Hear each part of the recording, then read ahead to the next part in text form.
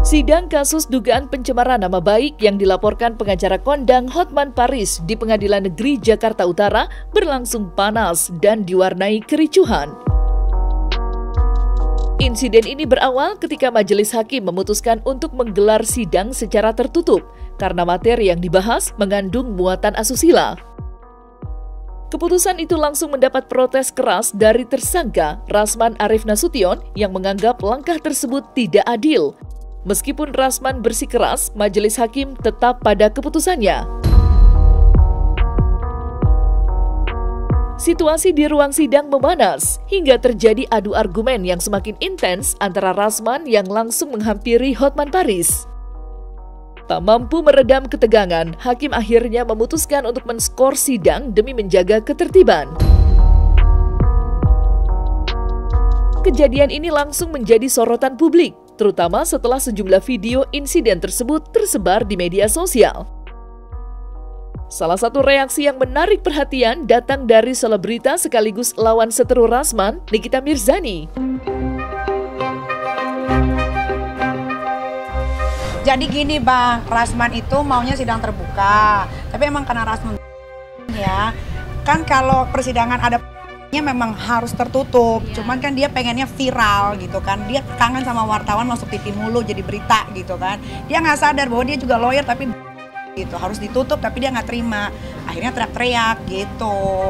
Mungkin dalam undang-undang dia nggak main TikTok, dia nggak main IG, jadi harus jelasin gitu. Itu biasanya majelis hakim yang memutuskan.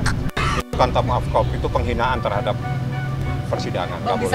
Kalau di Indonesia tuh beda sama di Singapura. Kalau di Singapura lo melakukan itu lo bisa langsung dipenjara saat itu juga. Cuman di sini hukumnya berbeda. Jadi kalau lo teriak-teriak di majelis hakim ya Bang ya, belum ada undang-undangnya. Jadi hakim ini berwenang menentukan jalannya sidang.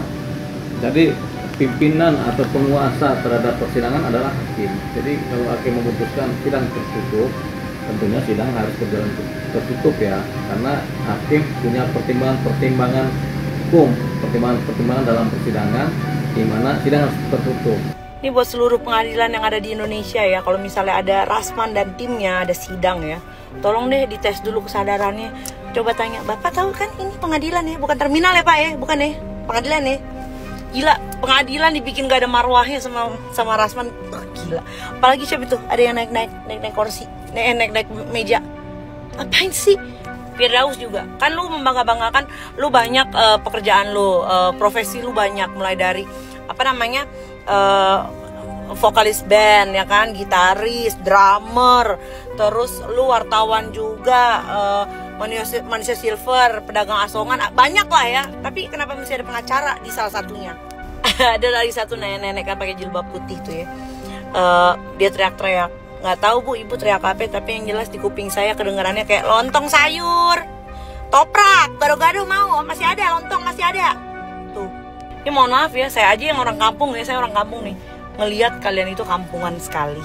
Seorang pengacara yang memiliki disiplin ilmu jadi seperti tidak sekolah dibuat sama si Rasman dan teman-temannya. Wanita yang akrab disapa Niki itu memberikan tanggapan pedas melalui pernyataan yang didampingi oleh kuasa hukumnya. Seperti pepatah mengatakan, tidak ada asap maka tidak ada api. Hal ini pula yang menjadi dasar Rasman Arif Nasution dalam memberikan klarifikasi atas insiden kericuhan di ruang sidang Pengadilan Negeri Jakarta Utara yang menjadi perbincangan hangat. Dalam sebuah wawancara yang digelar untuk menjelaskan tindakannya, Rasman mengungkapkan bahwa keputusannya menghampiri Hotman Paris setelah sidang diskors bukanlah tanpa alasan.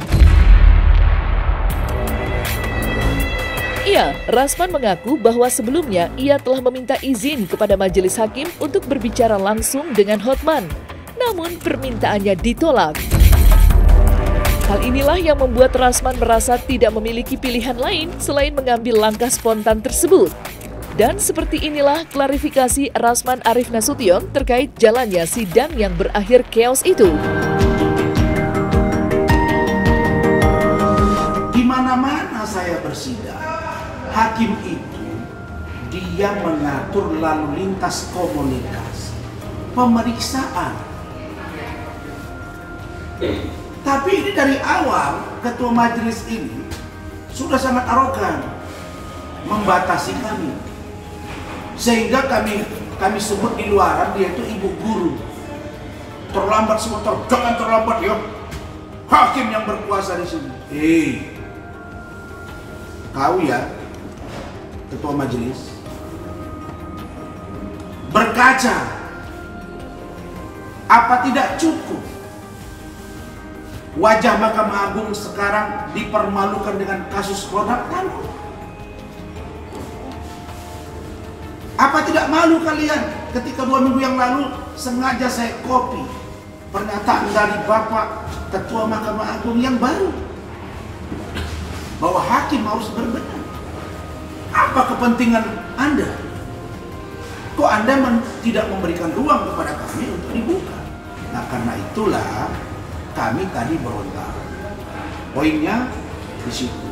Maka pilihannya bagi kami, hakim harus diganti, hakim harus memberi kesempatan kepada media dan masyarakat untuk melive-kan ini, supaya terbuka mata dengan telanjang melihat ini. Yang terakhir, harus terbuka untuk umum. Sepanjang itu tidak dilakukan, kami akan mengambil sikap. Jangan gertak-gertak kami seolah-olah dia punya kewenangan. Tahanlah, saya mau lihat. Emang saya takut apa? Dan kau tidak kebal hukum. Maka hari ini kami sudah berkirim surat ke Ketua Pengadilan Negeri Jakarta Utara, ke Badan Tugas Mahkamah Agung, KY, untuk ini dievaluasi. Apakah boleh hakim diminta diganti? Boleh. Sangat boleh kalau hakim itu bisa kita buktikan inkonsisten. Memang dia inkonsisten. Kemudian sedikit-sedikit marah. Waktu saya tanya apa alasannya? Tidak, ini privasi. Hakim sudah memutus. Kami sudah bersidang. Kau siapa kau di negara ini? Emang kau yang punya masyarakat ini, punya negara ini? Hei buruh tamunan, jangan kau pikir ada orang yang takut di penjara. Kalau saya tidak, tapi ingat, kau coba-coba dengan saya. Coba aja. Kalau kalian cermati tadi, saya sudah minta izin ke hakim. Yang mulia, tolong izinkan saya mau bicara dengan Hotman. Ada yang mau saya sampaikan langsung ke telinga dia. Itu tidak kami kabulkan, kata si ketua majelis. Ya sudah. Nah, ketika saya lihat dia sudah menunda sidang, kemudian Hotman sedikit agak cengengesan, kemudian saya juga mau tanya ke dia. Makanya saya datang, saya pegang baunya. Hotman, siap-siap kau ya, kita buka-bukaan di persidangan ini. Itu. Saya mau ngomong. Tiba-tiba datang 2 orang pakai baju batik, dorong saya. Nah, ini saya luruskan terkait dengan saudara Firdaus Ayyubo. Karena saya didatangi 2 orang dan dia lihat nakar rame, spontan. Ini meja tinggi segini, perut di sini, anggota saya banyak, kami ada 10 orang. Kira-kira kalau mau bantu saya, apa yang harus dia lakukan? Dia lompat, dia naik ke meja, tapi begitu dia lihat sudah terkendali, dia turun. Oh, sekarang cuak-cuak di media. Kok ada yang orang macam ini nggak tahu malu? Kita tidak menghina persidangan, dia yang membuat persidangan itu rancu dan ricuh. Karena dia tidak memberi ruang. Kalau dia punya alasan, beritahu kami. Ini alasannya tidak boleh terbuka. Ini KUHP, pasal ini SEMA, sudah ada Mahkamah Agung. Mana? Kalau kita memberikan satu putusan, harus didukung oleh dalil-dalil yang menjadi dasarnya. Kalau dalam bahasa Arab namanya asbabun nuzul. Sebab-sebab turunnya ayat, sebab-sebab turunnya aturan.